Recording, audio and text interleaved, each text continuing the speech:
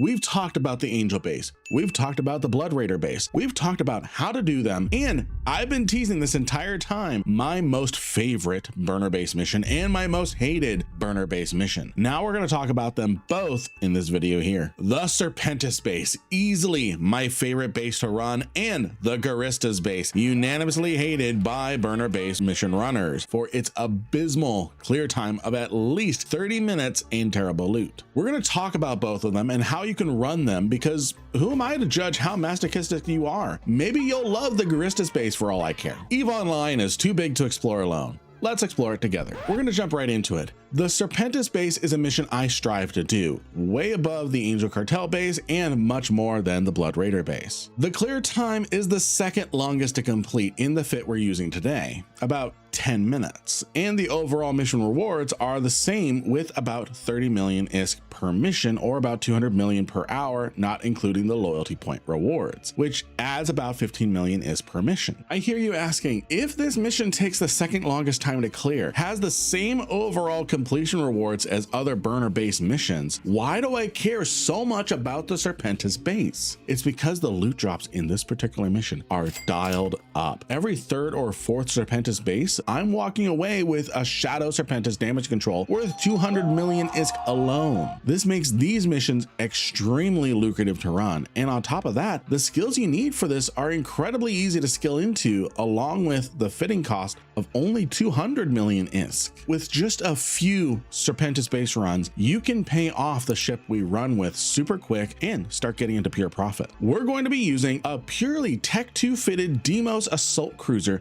to take on the 3 Taloses in this mission. This is the cheapest burner fit I've encountered of the assault cruiser variety, and this has been modified slightly from the fit by Dangerous Doswi, where they used a dark blood kinetic armor hardener, but that is just for fitting reasons. You can purely T2 fit this Deimos like I've shown on screen here. Either fit works and it doesn't change the price much. This is a dual wrap ion blaster Deimos with a tracking scripted targeting computer. It can get 600 DPS easily, and you can use the drones confidently for full damage application, but we'll get to how to use the drones later in the video. In all honesty, once you get comfortable with the mission and manually flying to avoid damage, you only need one armor wrapper active. Think of it as an emergency backup. Both the original fit and my modified purely Tech 2 version are linked in the description down below. Let's get into the skills. You need to make sure that your capacitor management skill is to level 4, your capacitor systems operation skill to level 4. You will need weapon upgrades to level 5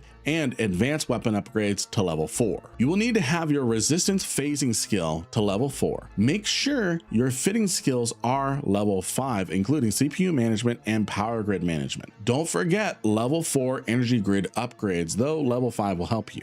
You will also need propulsion jamming level 4. For your armor skills, you will need hull upgrades level 5, mechanics level 5, and repair systems level 5. Make sure your navigation skills are good as well. You will need acceleration control level 4, navigation level 4, evasive maneuvering level 4, and high speed maneuvering level 4.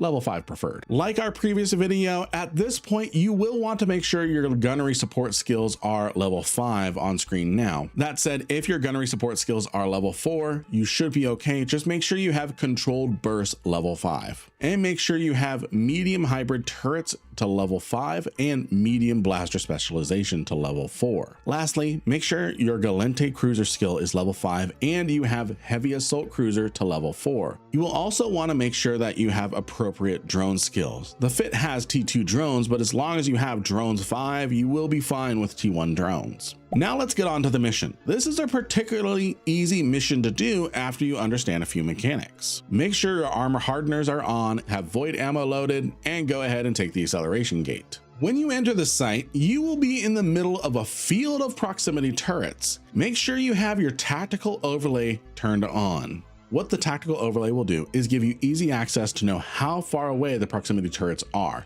since if you get within 10 kilometers of one, it will activate and start shooting you. Each turret will deal an additional 50 DPS of EM damage, which we are not tanked very well for in this fit. Too many and it becomes too difficult to tank. The 3 Taloses need to be taken out in order to complete the mission. My preferred clear order, and this maximizes your transversal velocity and mitigates the amount of damage that hits you, is to go towards either the Talos on the left or the right.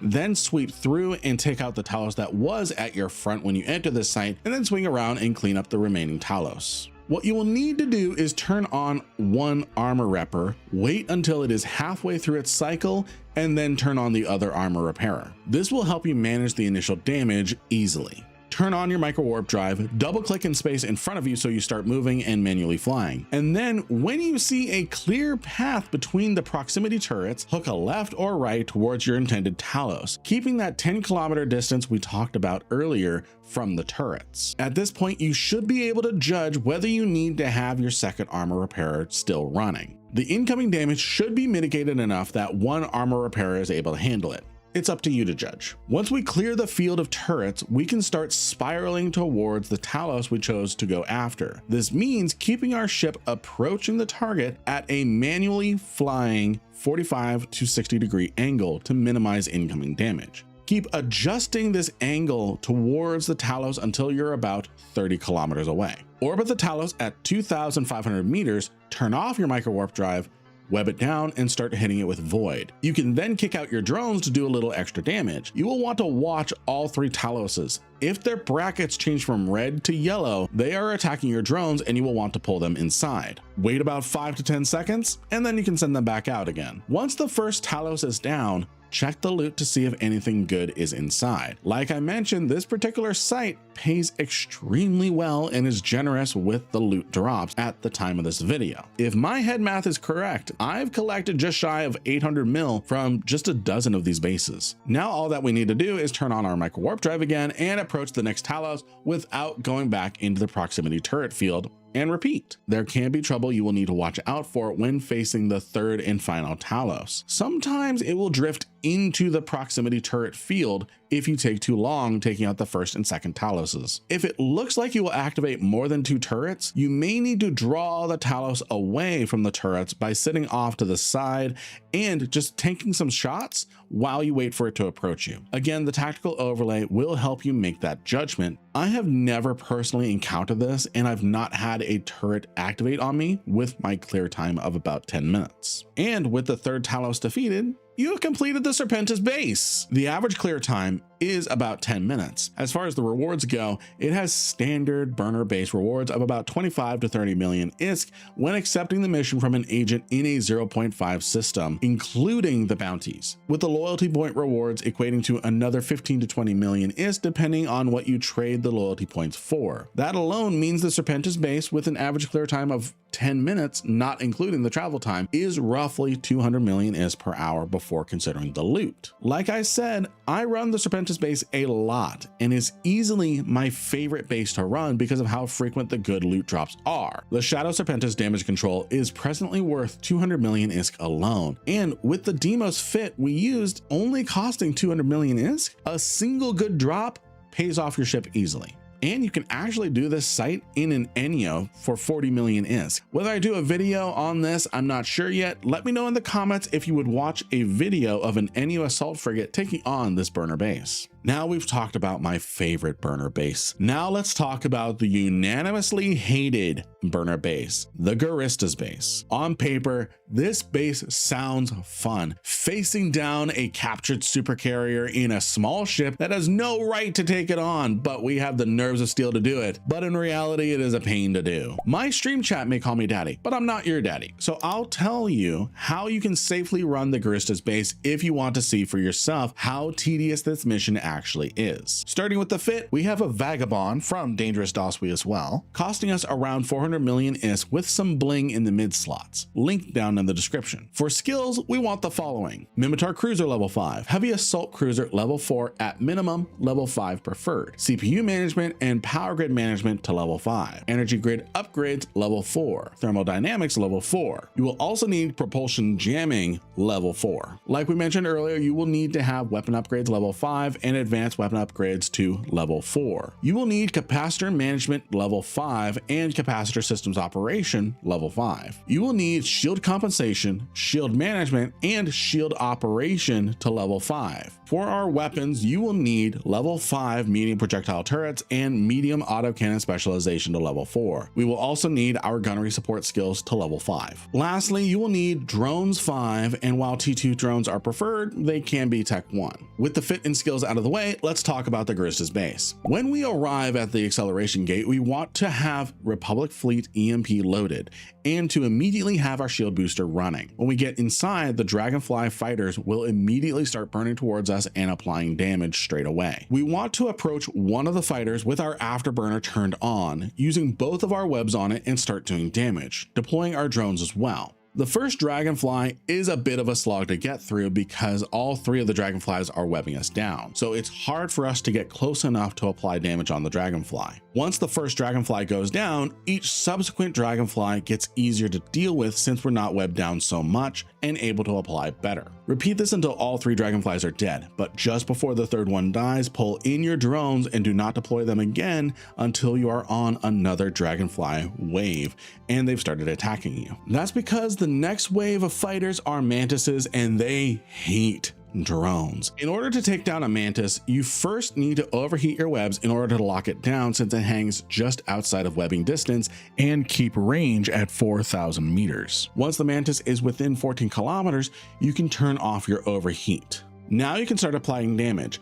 Be aware that the mantises have a very high alpha strike, but a long duration between actual big hits. So you are going to see big hits to your shields, but you're going to be able to recover them before the next alpha strike. Despite what I said, you can launch your drones when you are on the very last mantis in a wave. You're safe to kick them out, and to help you, just be cautious and keep an eye on them. In regards to your drones, be sure to pull them in between waves. The next wave are Dragonflies again. Once the Dragonflies are attacking you, then you can safely deploy your drones. You will face 3 waves of 3 Dragonflies and 3 waves of 3 mantises. You do not need to take out the super carrier. Taking it out does nothing for the mission and runs away once the fighters are dealt with, completing the mission. Congratulations, you just spent 30 minutes for 25 million ISK in mission rewards and bounties, 15 to 18 million ISK for loyalty points depending on what items you trade your LP in for ISK, leading to 80 million ISK per hour when you could have ran 3 Serpentis or Angel bases in the same time and gotten vastly more ISK. Oh, and the Guristas Base really doesn't drop anything. Yeah, it can drop Dread Gurista modules, but what I found is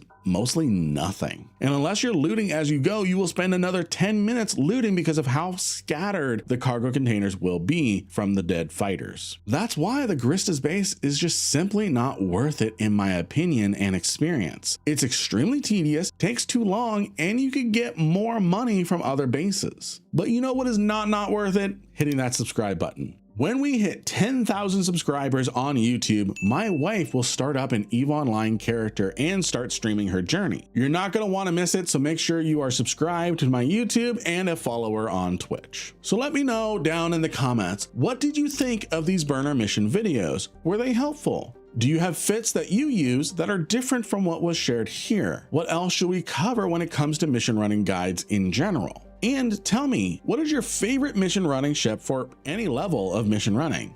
I want to hear it. YouTube thinks you'd like this video on screen now. Was it right? Give it a watch and find out. Be sure to like, subscribe, and use my creator codes in the description to show your support for the channel. Thank you to our amazing YouTube and Patreon members. Welcome to our newest members, and I'll see you in the next video. Bye-bye now.